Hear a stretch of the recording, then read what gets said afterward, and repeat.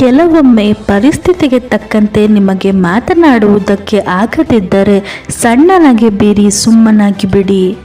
ಎಲ್ಲರೂ ಹೇಳುತ್ತಾರೆ ಮನುಷ್ಯ ಖಾಲಿ ಕೈಯಲ್ಲಿ ಬರುತ್ತಾನೆ, ಖಾಲಿ ಕೈಯಲ್ಲಿ ಹೋಗುತ್ತಾನೆ ಎಂದು. ಆದರೆ ಮನುಷ್ಯ ಬರುವಾಗ ಭಾಗ್ಯದ ಜೊತೆ ಬರುತ್ತಾನೆ, ಹೋಗುವಾಗ ಕರ್ಮದ ಫಲ ಕೊಂಡು ಹೋಗುತ್ತಾನೆ. ದೇವರು ತಡ ಮಾಡಿದ್ದರೂ ನ್ಯಾಯವನ್ನೇ ಮಾಡುತ್ತಾನೆಯೇ ಹೊರತು ಅನ್ಯಾಯವಂತೂ ಮಾಡುವುದಿಲ್ಲ. ತಡವಾಗುವುದರ ಹಿಂದೆ ಅದ್ಭುತಗಳು ನಡೆಯುತ್ತವೆ, ಕಾದು ನೋಡಬೇಕು ಅಷ್ಟೇ. ನಿಮ್ಮ ಜೀವನದಲ್ಲಿ ನೀವು ಬಯಸಿದ್ದೆಲ್ಲ ನಿಮಗೆ ಸಿಗಬೇಕಾದರೆ ಈ 3 ಕೆಲಸಗಳನ್ನು ತಪ್ಪದೆ ಮಾಡಬೇಕು.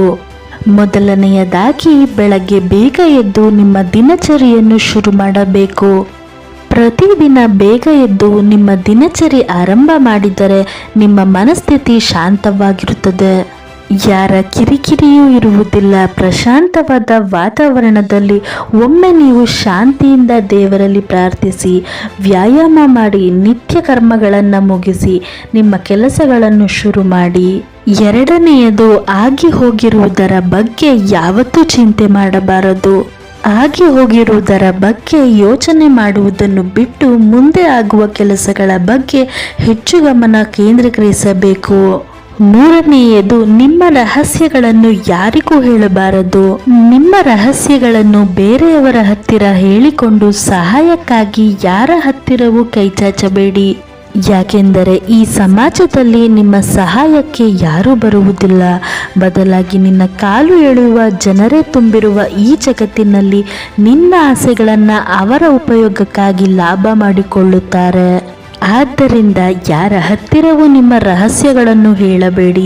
ಯಾರು ಯಾರನ್ನು ಉದ್ಧಾರ ಮಾಡುವುದಕ್ಕೆ ಆಗಲ್ಲ, ಯಾರು ಯಾರನ್ನು ಹಾಳು ಮಾಡುವುದಕ್ಕೂ ಆಗುವುದಿಲ್ಲ.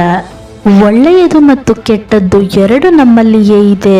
ನಾವು ಯಾವುದನ್ನು ತೋರಿಸುತ್ತೇವೋ ಅದು ಹೊರಬರುತ್ತದೆ ಮತ್ತು ಅದೇ ನಮ್ಮ ವ್ಯಕ್ತಿತ್ವವನ್ನು ರೂಪಿಸುತ್ತದೆ. ಸುಳ್ಳು, ಮೋಸ, ದ್ರೋಹ, ವಂಚನೆ ದೇವರ ಬಳಿ ಸಾಲ ಮಾಡಿದಂತೆ ಒಂದಲ್ಲ ಒಂದು ದಿನ ಬಡ್ಡಿ ಸಮೇತ ಕಟ್ಟಲೇಬೇಕು. ಸತ್ಯ, ಧರ್ಮ, ನ್ಯಾಯ ಮತ್ತು ನೀತಿ ಇವು ದೇವರ ಉಳಿತಾಯ ಖಾತೆಯಲ್ಲಿ ಜಮಾ ಮಾಡಿದಂತೆ ಕಷ್ಟ ಕಾಲದಲ್ಲಿ ಸಹಾಯಕ್ಕೆ ಬಂದೇ ಬರುತ್ತದೆ. ಯಾರ ಜೊತೆ ಎಷ್ಟರ ಮಟ್ಟಿಗೆ ಇರಬೇಕೋ ಅಷ್ಟರ ಮಟ್ಟಿಗೆ ಮಾತ್ರ ಇರಬೇಕು.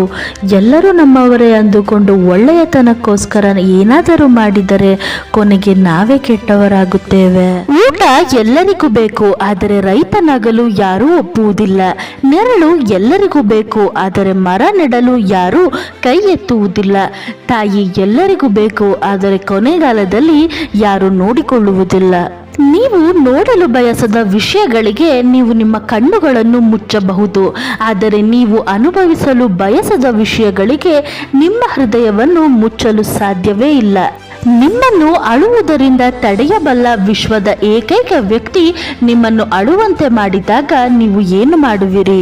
ನೆನಪಿಡಿ, ನೀವು ಎಲ್ಲರನ್ನೂ ಸಂತೋಷವಾಗಿಡಲು ಪ್ರಯತ್ನಿಸುತ್ತಿದ್ದರೆ ಸಂತೋಷವಾಗಿರದ ವ್ಯಕ್ತಿ ನೀವೇ. ನಿದ್ದೆ ಎಷ್ಟು ವಿಚಿತ್ರ ಅಲ್ವಾ? ಬಂದರೆ ಎಲ್ಲವನ್ನೂ ಮರೆಸುತ್ತೆ, ಬರದಿದ್ದರೆ ಎಲ್ಲವನ್ನೂ ನೆನಪಿಸುತ್ತೆ. ಇದ್ದಕ್ಕಿದ್ದಂತೆ ನನ್ನ ಕೋಪವು ಕಣ್ಣೀರಾಗಿ ಬದಲಾಗುವ ಕ್ಷಣವನ್ನು ನಾನು ದ್ವೇಷಿಸುತ್ತೇನೆ. ಕೆಲವೊಮ್ಮೆ ಯಾರಿಗಾದರೂ ಎರಡನೇ ಅವಕಾಶ ನೀಡುವುದು ಅವರ ಬಂದೂಕಿಗೆ ಹೆಚ್ಚುವರಿ ಬುಲೆಟ್ ನೀಡಿದಂತೆ ಆಗುತ್ತದೆ, ಏಕೆಂದರೆ ಅವರು ನಿಮ್ಮನ್ನು ಮೊದಲ ಬಾರಿಗೆ ಕಳೆದುಕೊಂಡಿರುತ್ತಾರೆ. ಎಲ್ಲ ಸಂಬಂಧಗಳು ಒಂದು ಕಾನೂನನ್ನು ಹೊಂದಿವೆ. ನೀವು ಪ್ರೀತಿಸುವ ವ್ಯಕ್ತಿಯನ್ನು ಎಂದಿಗೂ ಒಂಟಿಯಾಗಿ ಭಾವಿಸುವಂತೆ ಮಾಡಬೇಡಿ, ವಿಶೇಷವಾಗಿ ನೀವು ಅವರೊಂದಿಗೆ ಇರುವಾಗ. ಉತ್ತಮನಿಗೆ ಬಂದ ಕೋಪವು ಕ್ಷಣ ಮಾತ್ರದಲ್ಲಿ ಹೋಗಿಬಿಡುತ್ತದೆ, ಆದರೆ ಪಾಪಿಷ್ಠನಿಗೆ ಬಂದ ಕೋಪವು ಸಾಯುವವರೆಗೂ ಹೋಗುವುದಿಲ್ಲ. ಕೆಲವೊಮ್ಮೆ ನಾನು ಕನ್ನಡಿಯ ಮುಂದೆ ನಿಂತು ಯಾರಾದರೂ ನನ್ನನ್ನು ಏಕೆ ಪ್ರೀತಿಸುತ್ತಾರೆ ಎಂದು ಯೋಚಿಸುತ್ತೇನೆ.